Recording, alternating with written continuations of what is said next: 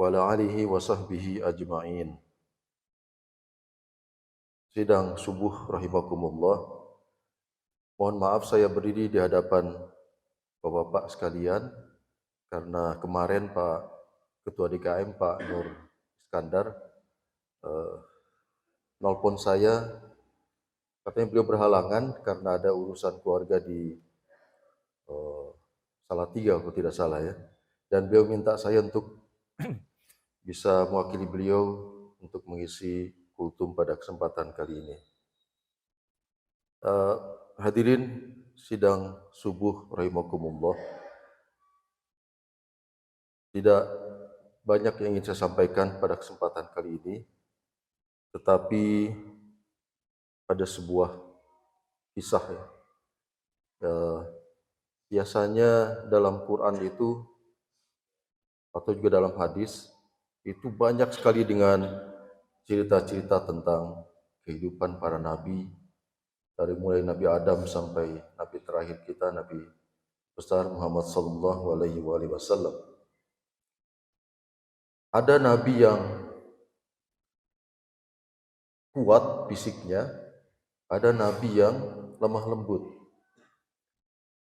Ada nabi yang tampan, gagah perkasa seperti Nabi Yusuf yang sangat terkenal khususnya pada saat musim-musim menjelang pernikahan, karena doanya pasti disampaikan dengan menyebut nama Nabi Yusuf dan Zulaiha. Ada nabi yang badannya kuat. Nah, inilah nabi yang ingin saya coba ceritakan sedikit tentang kisah dia, Nabi Musa alaihissalam. Nabi Musa ini dikabarkan punya tenaga yang kuat. Saking kuatnya pernah pada masa beliau masih muda, masih pemuda maksud saya, itu beliau pernah membela seorang ibu kaum Bani Israel yang dilecehkan oleh pemuda dari kalangan pejabat kerajaan Fir'aun pada saat itu. Nabi Musa sebetulnya berniat hanya untuk memberikan peringatan pada tentara tersebut ya, kepada si laki-laki tersebut dengan cara memukul. Dan kabarnya menurut para mufassirin, para ahli sejarah, Nabi Musa memukul dengan tenaga yang tidak penuh. Dan tentara itu pakai helm ya, helm kerajaan, helm pengawal. Dipukul oleh Nabi Musa alaihissalam dan mati. Mati ya. Jadi saking kuatnya tenaga Nabi Musa alaihissalam ini. Saya nggak tahu berapa kekuatannya, tetapi katanya sebutkan kuat beliau ini. Ya. Hadirin rahimakumullah. Pernah juga Nabi Musa saking marahnya kepada seseorang, pada kaumnya, dia sebutnya ingin berdoa supaya kaumnya itu dihancurkan. Tetapi beliau masih mempunyai rasa sayang pada kaumnya. Karena itu apa yang dilakukan ketika rasa marahnya kepada kaumnya itu sangat luar biasa, dia balikan badannya di hadapan kaumnya, lalu dia mukul batu besar di belakang beliau. Batu yang sangat besar dan kuat dengan tongkatnya. Dan batu itu hancur. Masya Allah, batu itu hancur. Saking kuatnya tenaga beliau. Ya. Walau alam apakah tenaga ini memang pada saat terjadi merupakan mukjizat dari Allah Subhanahu wa taala atau tidak, tetapi kenyataannya bahwa tenaga beliau Nabi Musa alaihissalam ini kuat sekali. Yang pertama, beliau pernah memukul seorang tentara sampai meninggal ya, sampai tewas. Yang kedua, beliau pernah memukul batu yang sangat kuat, sangat besar dengan tongkatnya hingga batu itu hancur. Hadirin rahimakumullah. Nah, yang ingin saya ceritakan adalah di balik kekuatan dan kekuatan tenaga Nabi Musa alaihissalam ini, beliau suatu saat pernah dikisahkan oleh para mufassirin bahwa satu malam saat itu sedang terjadi hujan lebat, petir gegap gempita bersaut-sautan, hujannya lebat sekali. Tetapi nun jauh di seberang sana ada sesosok jalan terseok-seok. Dari gambaran cerita disebutkan dia adalah seorang wanita yang terhuyung-huyung berjalan sambil menangis, dan dia tidak bisa menyembunyikan di balik wajahnya yang cantik itu rasa kesedihan yang luar biasa.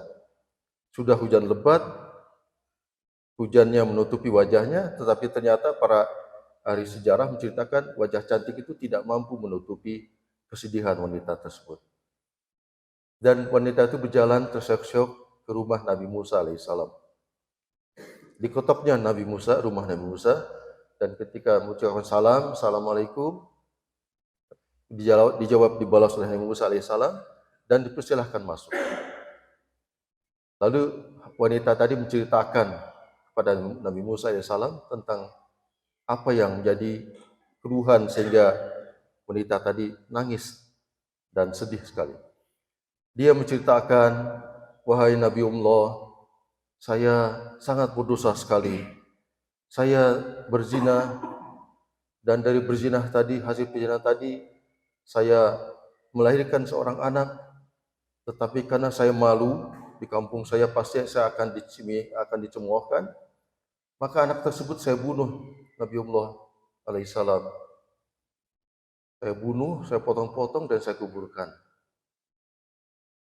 Nah, Nabi Musa alaihissalam begitu mendengar cerita tadi, begitu mendengar wanita ini ternyata berzina, sudah panik, sudah marah sekali dia.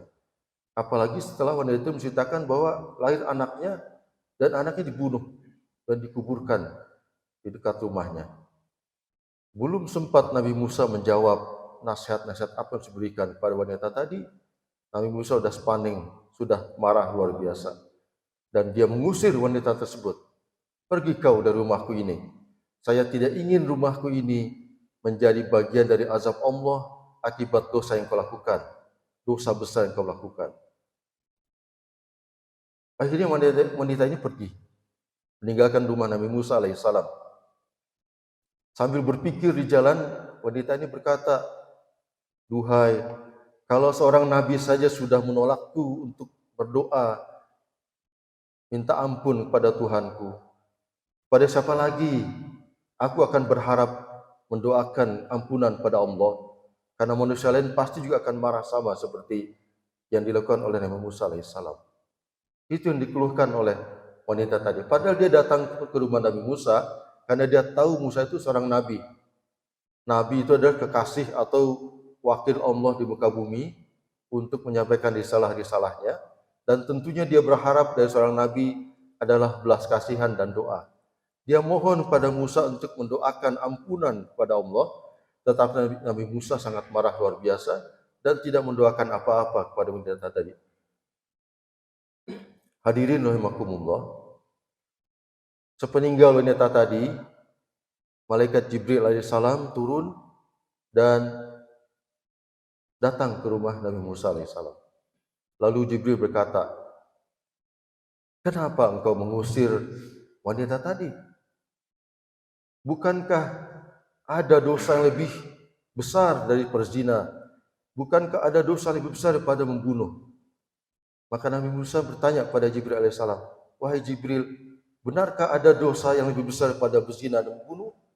Ada, kata Jibril, yakni orang yang meninggalkan sholat wajib, meninggalkan sholat fardu secara sengaja, atau melalaikan sholat fardunya. Jadi ada dosa menurut Jibril alaihissalam, dosa yang lebih besar pada berzina dan membunuh, yaitu meninggalkan sholat secara sengaja. Akhirnya setelah mendapatkan penjelasan dari malaikat Jibril alaihissalam tadi, Nabi Musa keluar berlari dan memanggil wanita yang sudah meninggalkan rumahnya tadi. Dipanggilnya dan diajaknya masuk ke dalam rumahnya, lalu minta maaf kepada wanita tadi, dan Nabi Musa berdoa kepada Allah Subhanahu wa taala untuk memberikan ampunan kepada wanita tadi. Hadirin rahimakumullah, saya ingin memfokus kepada ucapan yang disampaikan malaikat Jibril alaihissalam bahwa masih ada dosa, bukan masih ada, tetapi ada dosa yang lebih besar daripada berzina dan membunuh. Dan katanya menurut para ahli, para ulama, dosanya berlipat-lipat kali lipat daripada dosa berzina dan bunuh. Ya, ini dosa akibat meninggalkan sholat secara sengaja. Tentu yang dimaksud sini adalah sholat fardu, ya, sholat wajib. Hadirin rahimakumullah, karena itu kita mengambil hikmah dari ucapan terakhir yang disampaikan malaikat Jibril alaihissalam pada Nabi Musa alaihissalam, bahwa begitu murkanya Allah tidak murka kepada wanita pezinah tadi yang melahirkan anak kemudian membunuh anaknya, sepanjang wanita itu bertobat, menyesali dirinya dari perbuatan dosa tersebut dan berjanji tidak akan mengulang kembali dosa tersebut. Allah akan mengampuni dosa seperti itu. Tetapi kalau menurut malaikat Jibril alaihissalam, Allah akan lebih murka lagi kepada orang yang secara sengaja meninggalkan sholat fardu tanpa uzur apapun. Nah, barangkali zaman kita sekarang ini di mana dakwah Islam, para ustadz, para ulama begitu seringnya kita dengarkan dakwah tersebut baik secara live langsung maupun lewat online, maka kemungkinan besar menurut saya pribadi meninggalkan sholat sekarang mungkin sudah jarang terjadi, ya, kecuali memang pada orang-orang pendosa yang sangat luar biasa. Tetapi tentu kita juga berhati-hati, jangan sampai kita mengulangi perbuatan tersebut. Nah, yang mendekati dengan sifat-sifat melalaikan sholat tadi adalah melalaikan waktunya barangkali pada kesempatan kali ini. Melalaikan waktunya. Kita mungkin dengan berbagai alasan pernah melakukan sholat fardu di akhir waktu. Kita mungkin pernah beberapa kali melakukan sholat secara dijama karena satu urusan misalnya. Menunda satu sholat karena urusan sesuatu yang kalau ditimbang-timbang urusan tersebut dengan urusan Allah tentu sangat jauh sekali urgensitasnya. Nah, barangkali kita akan fokus ke sini hadirin sekalian. Ini satu renungan buat kita semua, khususnya buat diri saya pribadi, bahwa marilah kita berusaha untuk melakukan sholat fardu, sholat wajib itu secara on time, tepat pada waktunya. Begitu muazin menyampaikan azan, mengumandangkan azan, maka segeralah kita datang ke masjid. Kalau kita berjamaah, kalau tidak sempat berjamaah, segeralah panggil keluarga. Kalaupun harus sendiri, lakukan sendiri dimanapun kita berada, tetapi dilakukan tepat pada waktunya, tanpa menunda-nunda dengan alasan apapun juga. Karena rasanya tidak adil, hadirin sekalian. Allah menyiapkan waktu 24 jam sehari, 7 hari seminggu kepada kita semua untuk menyelesaikan urusan-urusan dunia kita. Tetapi pada saat Allah panggil untuk melakukan salat fardu, bercengkrama, bercanda dengan Allah lewat salat kita, tetapi kita tidak lakukan secara on time, rasanya tidak tepat sekali, ya. Kita harus berani bisa mendahulukan kepentingan salat kepada Allah Subhanahu wa taala ketimbang kepentingan yang lain. Ya, tentu saja sebagai manusia, barangkali di kantor, di perusahaan tempat kita bekerja, secara pertimbangan pribadi ada urusan yang lebih penting menyangkut kemaslahatan karyawan yang banyak. Okelah, saya kira para ulama bisa memahami, ya, dari beberapa kejadian. Barangkali kita bisa tunda secara berjamaah. Tetapi kalau kita tidak ada kepentingan, tidak ada uzur yang syar'i yang benar, maka sebaiknya kita melakukan sholat tepat pada waktunya. Hadirin, demikian mungkin yang bisa kami sampaikan mengisi kultum yang kosong pada kesempatan kali ini. Semoga apa yang sampaikan ini memberi manfaat buat kita semua, khususnya kepada diri pribadi saya sendiri. Dan mohon maaf apabila ada kekurangan atau ketidakjelasan dari materi ini, karena semua kesempurnaan adalah hak di sisi Allah Subhanahu wa taala. Hanya sedikit ilmu dan kemampuan yang diberikan kepada kita selaku hambanya. Demikian, sekali lagi mohon maaf. Wabillahi taufik wal hidayah. Wassalamualaikum warahmatullahi wabarakatuh.